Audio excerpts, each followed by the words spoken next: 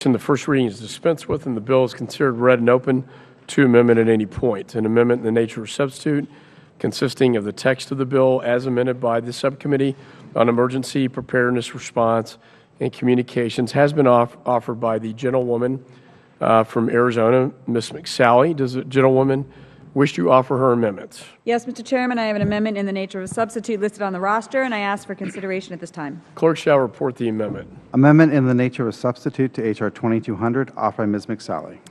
Without objection, the reading is dispensed with, and the amendment in the nature of a substitute shall be considered base text for purposes of amendment. The amendment in the nature of a substitute was noticed to committee members. In compliance with the rules, the Chair now recognizes the gentlewoman from Arizona for 5 minutes. Thank you, Mr. Chairman. I introduced H.R. 2200, the CBRN Intelligence and Information Sharing Act of 2015, following the Emergency Preparedness Subcommittee's hearings on the threat of chemical and biological terrorism to increase the analysis and sharing of CBRN threat information.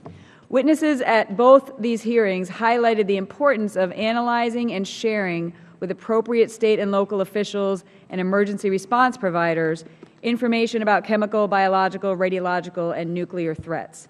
The amendment in the nature of the substitute before us incorporates the amendments made during the subcommittee consideration, including a thoughtful amendment by the subcommittee's ranking member, Mr. Payne, which added important stakeholders to the groups with which the Office of Intelligence and Analysis should coordinate. I urge my colleagues to support the ANS, and I yield back the balance of my time.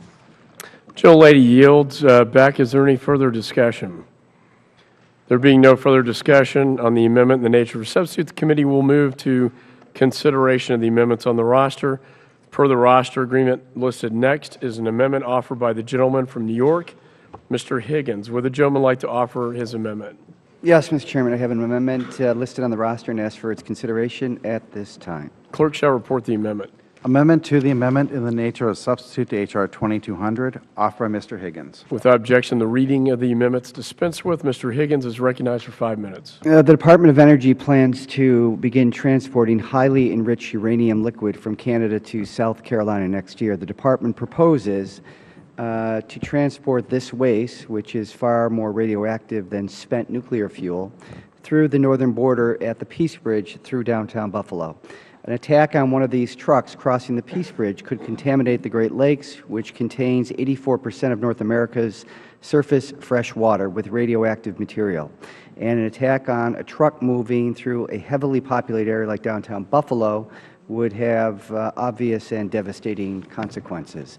Despite these risks, the Department of Energy is relying on analysis of this route that is 20 years old and did not anticipate carrying high-level waste. In other words, the Federal Government is about to begin importing highly radioactive material, which has never before been shipped in this manner using outdated pre-9/11 information that does not reflect the threats we face today.